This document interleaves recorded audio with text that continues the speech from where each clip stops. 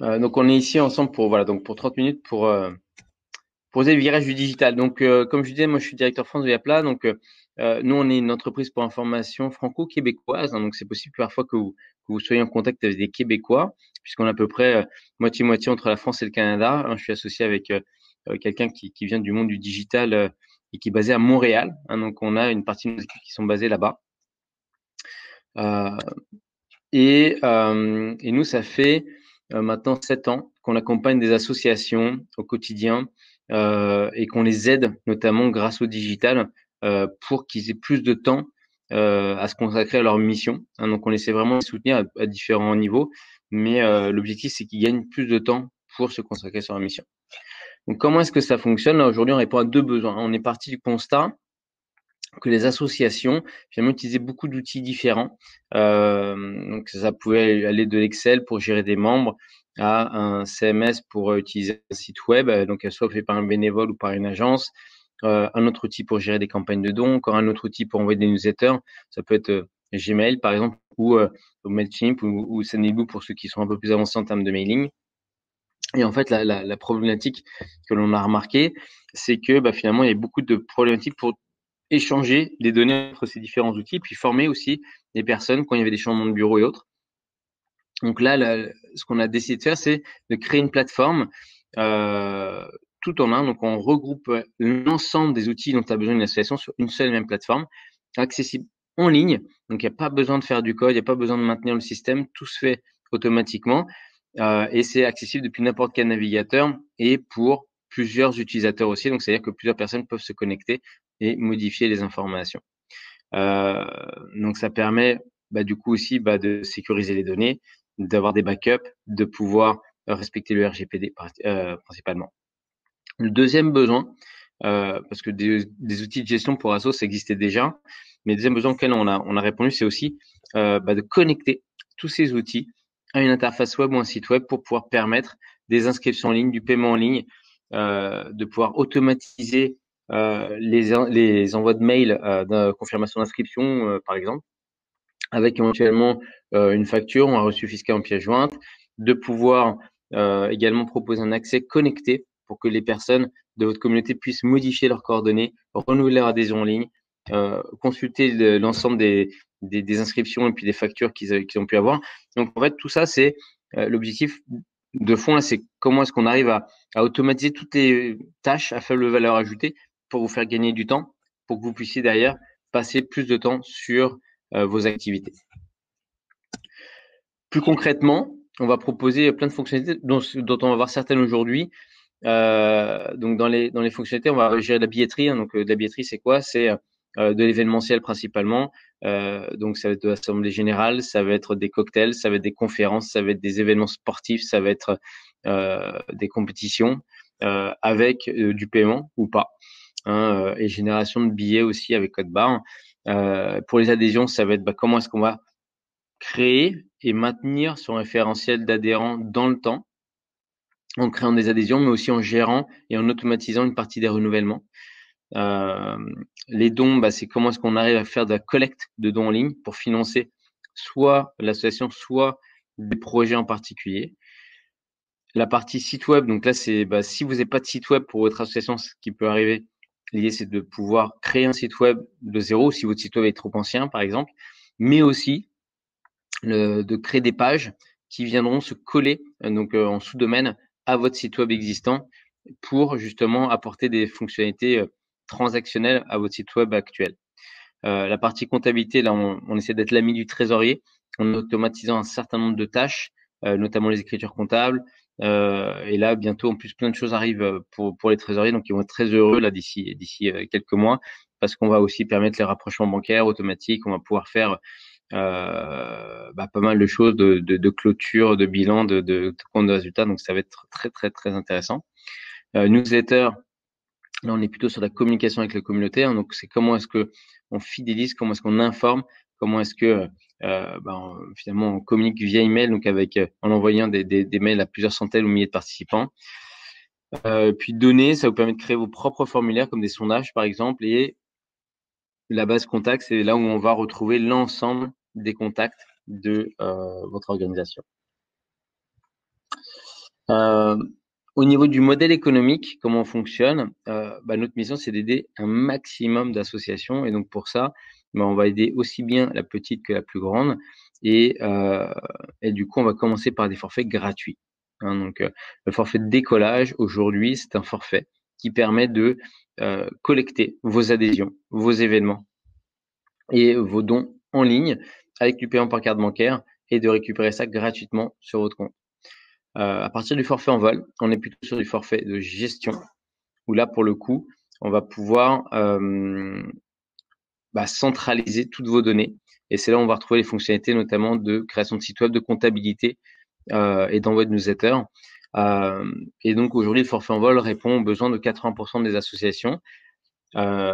Et Orbit et Galaxy sont sur le même principe, sur forfait de gestion, mais avec plus de fonctionnalités. Parce qu'on est une application qui est très riche. Comme je disais, ça fait 7 ans qu'on se développe.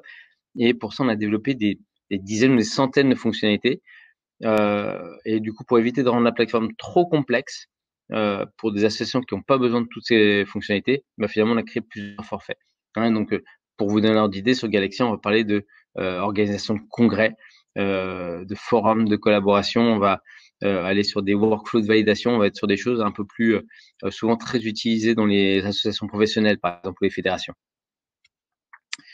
Concrètement, on travaille avec 7000 associations. Donc là, pour le coup, il y a de tout type. On va aussi bien de la fondation à l'association professionnelle, en passant par les associations culturelles, clubs sportifs, et des tas d'associations très diverses. On va vraiment sur des toutes petites associations composées que de bénévoles et avec une dizaine de membres, à des très grosses organisations avec plusieurs dizaines de milliers de membres, par exemple.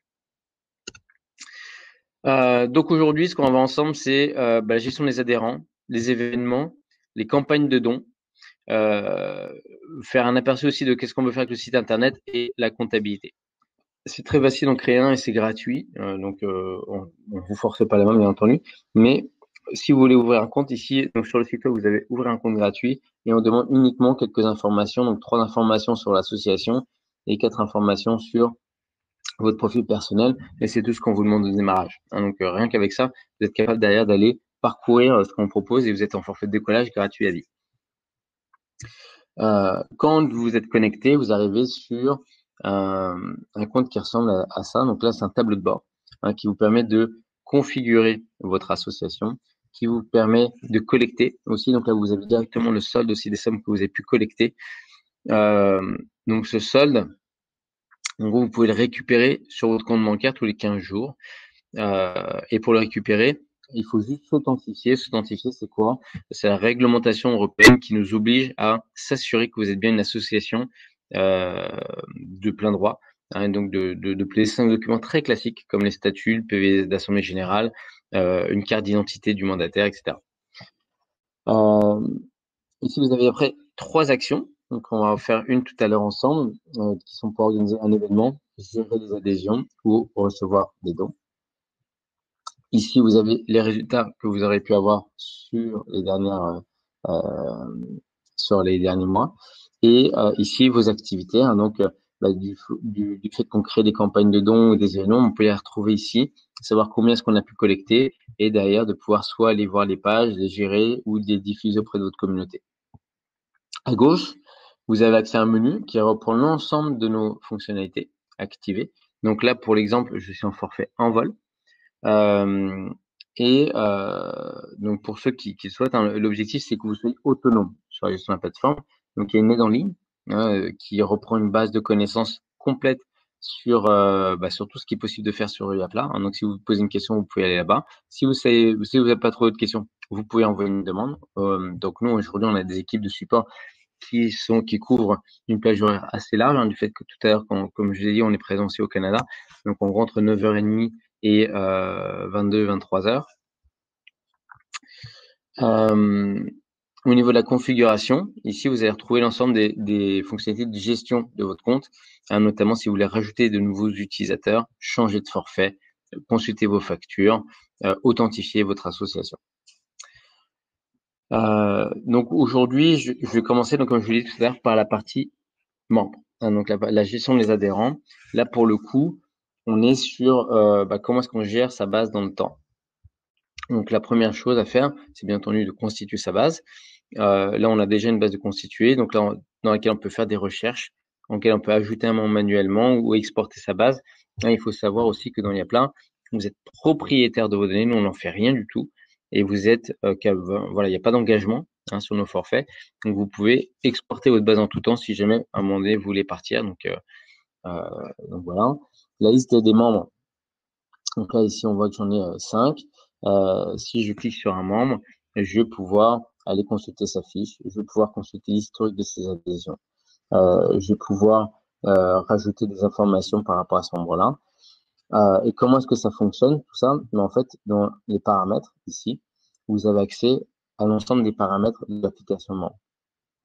Donc là, si je vais dans le formulaire, c'est ici que vous allez pouvoir constituer votre base de données. Donc là, par exemple, avec tous les 100 que vous souhaitez collecter, toutes les informations que vous souhaitez collecter sur votre liste de membres.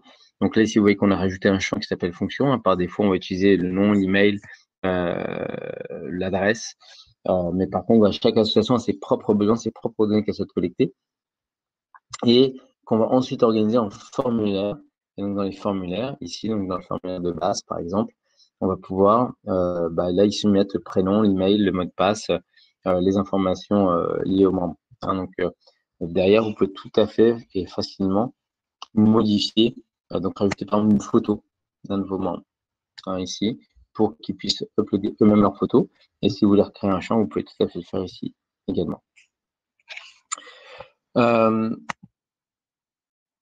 Donc, ici, vous voyez que donc on avait déjà créé donc une page. Donc, c'est un parcours qui se fait assez rapidement, en quelques minutes.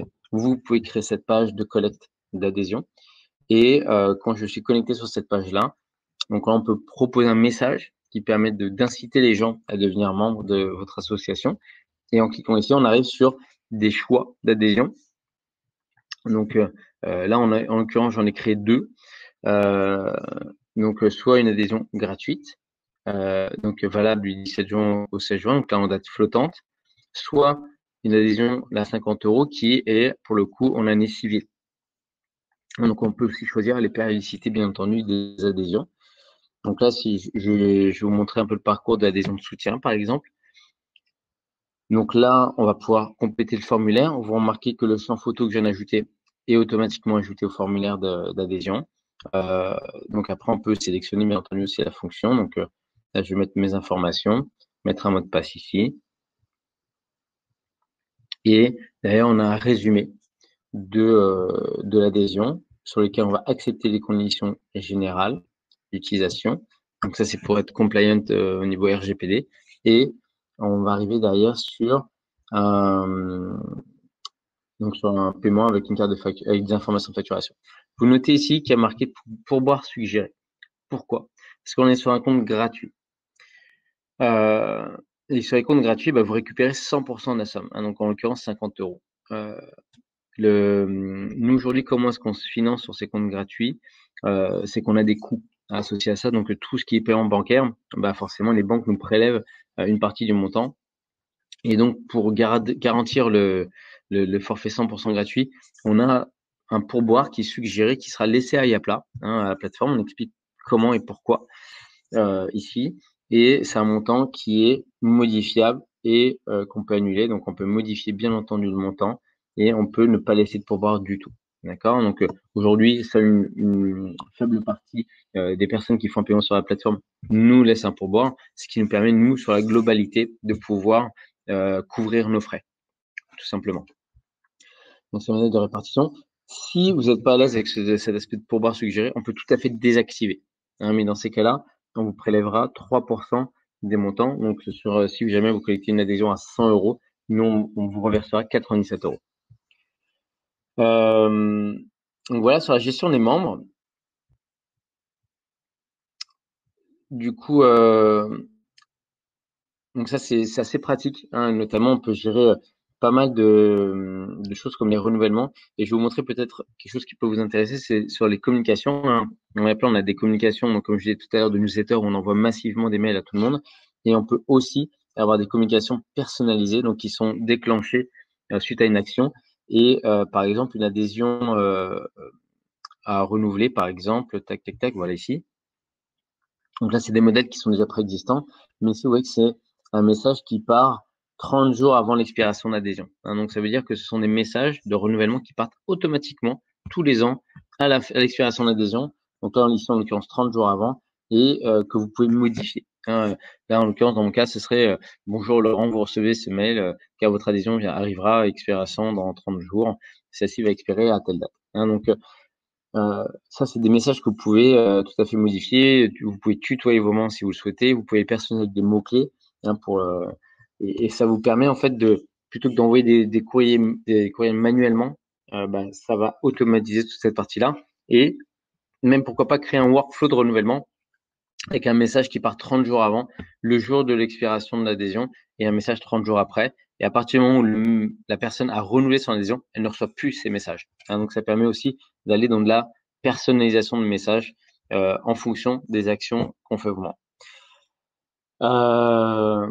Donc, je reviens sur le tableau de bord et je vais passer maintenant sur les événements. Comment est-ce qu'on peut vous aider à organiser des événements?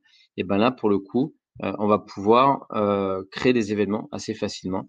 Donc là, on va créer un événement qui va s'appeler webinaire du 17 juin. Donc là, ici, on va peut-être mettre même le 20 juin, comme ça, ce sera pas la date du jour. Donc là, on va changer la date.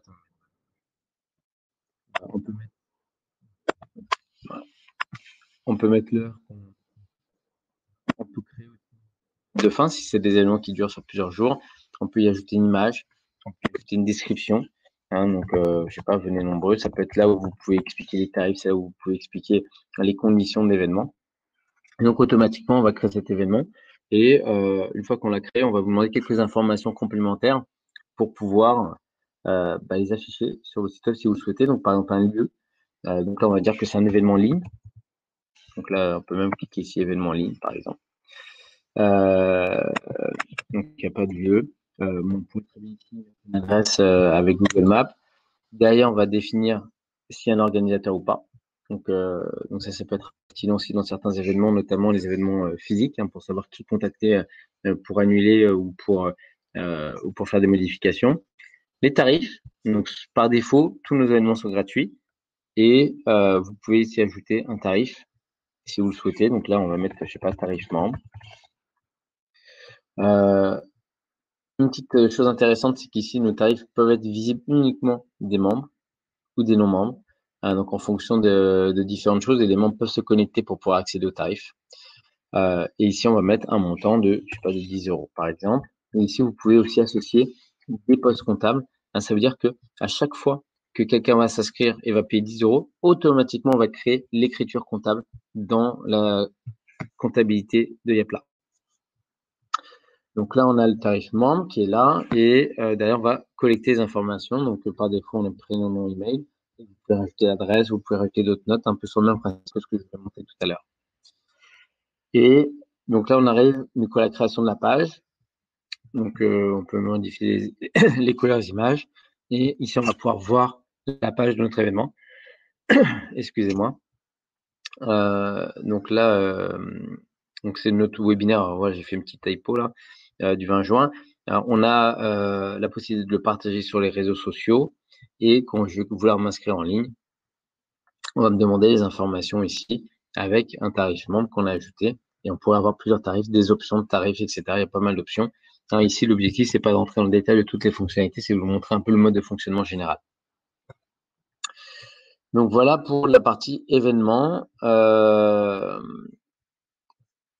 Donc ces pages, elles sont partageables par mail. Par exemple, vous pouvez copier le lien, vous pouvez le partager sur les réseaux sociaux, vous pouvez les intégrer dans votre site web existant. Donc, il y a plusieurs options de diffusion des pages. Et une fois qu'il y a des inscrits, on peut voir la liste des inscriptions ici. Et vous pouvez bien entendu modifier tous les paramètres de votre événement. Pour les dons, c'est le même principe. Ici, on va avoir des campagnes. Et ces campagnes, du coup, vont vous pouvoir vous aider à collecter des sommes pour financer vos activités. Vous allez pouvoir suivre vos donateurs, émettre des reçus fiscaux si vous êtes reconnu d'intérêt général ou d'utilité publique, de faire des dons récurrents, hein, donc d'avoir des personnes qui vous font des dons de petites sommes de 5 à 10 euros par exemple tous les mois, et d'ailleurs de gérer ça. Donc ça vous permet voilà, de faire pas mal de choses. Et on va aller voir directement sur le site web, hein, parce que donc le site web de l'association, vous pouvez en créer un ou plusieurs. Là, si je vais sur le premier, du coup, ici, vous avez accès à différents paramètres. Donc là, on va directement visualiser le site web que j'ai fait. Donc c'est un site web, donc là, en l'occurrence, que j'ai fait complètement sur Yapla. Donc, nous avons ici du coup la présentation de l'association. Donc l'idée, c'est d'avoir une page d'accueil. Vous pourrez en créer autant que vous voulez. Il n'y a pas de limitation au niveau du nombre de pages. Donc là, l'idée, c'est de présenter votre association. Vous pouvez créer des pages pour présenter le bureau, par exemple, pour présenter vos activités. On a la possibilité ici d'avoir des actualités, donc d'avoir un blog, de partager des informations sur vos activités, sur par exemple les nouveautés, les nouveaux membres qui adhèrent par exemple à votre association. Et en cliquant sur une actualité, on peut du coup bien entendu voir le texte et partager derrière cette actualité. Là, j'ai créé une page événements, hein, qui regroupe l'ensemble des événements. Donc là, vous voyez qu'il y a notre webinaire du 20 juin qui s'est ajouté automatiquement. Et ici, on affiche tous les événements à venir ou tous les événements passés, hein, comme vous le souhaitez. Et si je veux voir, par exemple, mon concert de solidarité ici, j'ai la possibilité de voir des détails sur le concert et de toujours pouvoir aller m'inscrire en ligne. D'accord. La partie adhérer. Donc là, pour le coup, on va pouvoir présenter les avantages de devenir membre de l'association. Aujourd'hui, là, c'est quelque chose qui est très recherché par les membres, hein, de savoir qu'est-ce qu'ils ont en contrepartie de leur adhésion. Et quand je clique sur devenir membre, vous voyez que j'ai toujours mes 2 adhésions qu'on a eu tout à l'heure en gratuit 50 €, mais cette fois intégrées directement mon site web. Et donc là, je peux cliquer sur suivant et arriver jusqu'au bout. Ce qui est intéressant, c'est que si je suis déjà membre, en fait, je vais pouvoir me connecter. Et donc là, du coup, je vais pouvoir me connecter à mon compte. Et là, en me connectant à mon compte, je vais pouvoir accéder à mon profil. Ici, je vais pouvoir accéder à l'historique de mes adhésions. Je vais pouvoir renouveler mon adhésion, accéder à l'historique des événements, par exemple. Là, on peut personnaliser, bien entendu, ce menu et on peut, par exemple, afficher aussi un annuaire des membres. Déconnecter. Petite chose intéressante, c'est que là, si je reviens sur les événements, si je m'inscris cette fois au concert de solidarité, on va automatiquement remplir le formulaire avec mes informations, hein, parce que je suis connecté sur le site. Et enfin, ici, sur la partie dons, on va pouvoir du coup afficher soit une campagne de dons, soit plusieurs projets, si vous avez des projets à faire financer, ce qui est souvent aujourd'hui plus facilement finançable parce que les personnes cherchent à financer des projets qui sont plus concrets, plus pragmatiques. Et donc, du coup, ça permet de flécher les dons vers des projets en particulier. Donc là, on affiche plusieurs campagnes de dons et on est capable d'aller faire un don du coup pour cette campagne. Donc, on peut donner, comme je disais tout à l'heure, tous les mois ou une seule fois. Voilà ce que je peux vous dire là-dessus. Sur le site web, on peut le personnaliser. Donc là, si je changeais ces couleurs pour les rendre en jaune et noir, par exemple, c'est tout à fait possible. Et ici, automatiquement, si je recharge, il est en jaune et noir. Peut-être quelque chose qui est intéressant aussi, c'est qu'on a accès à pas mal de paramètres, hein. Vous pouvez changer de nom de domaine. Et au niveau de la personnalisation, on est capable aussi d'aller très loin en termes de personnalisation, soit si vous avez des compétences, vous, techniques, soit on vous en appelle une agence ou à nos équipes pour pouvoir personnaliser vos sites web, vous aider là-dessus. Et enfin, je vais vous parler comptabilité pour terminer ce webinaire. Sur la partie comptabilité, vous avez accès à l'ensemble de vos ventes, de vos recettes. Vous allez retrouver tout ce qui s'est passé sur la plateforme. Donc là, par exemple, si je prends ici une inscription à un événement, on va retrouver le montant, combien il reste à payer, les adresses de facturation, les montants et tout ce qui est lié au paiement. Donc là, on sait que c'est un paiement par chèque, par exemple, qui a été accepté. Donc ça, c'est donc vous pouvez télécharger bien entendu la facture au format PDF. Vous pouvez renvoyer cette facture à la personne qui a fait le paiement. Donc là, vous allez récupérer vraiment toutes les recettes d'association et vous pouvez en ajouter, bien entendu, manuellement pour pouvoir compléter la comptabilité. On est vraiment sur une comptabilité aujourd'hui de trésorerie, de dépenses recettes. Donc du coup, il va falloir saisir ses dépenses également. Donc là, on peut ajouter toutes les dépenses liées à l'association. Donc là, ici, j'ai mis des stylos achetés à Carrefour. Vous pourriez tout à fait mettre tout ce qui est lié à l'organisation de notre événement ou au fonctionnement de l'association. Et une fois que vous avez fait ces dépenses recettes, bah, ça va générer automatiquement, vous n'avez même pas besoin d'y aller forcément si vous ne connaissez pas trop la comptabilité, dans les écritures comptables, dans le journal général ici. Donc, vous allez retrouver toutes les écritures. Et si vous voulez ajouter les écritures manuellement, vous pouvez en ajouter également ici. Mais surtout, derrière, vous allez pouvoir consulter vos rapports, donc des rapports de trésorerie, par exemple, qui sont un peu l'équivalent du compte de résultat. Donc là, si je vais sur le 1er janvier jusqu'au 17 juin et que je recherche, bah, je vais retrouver toutes mes recettes et toutes mes dépenses dans un rapport.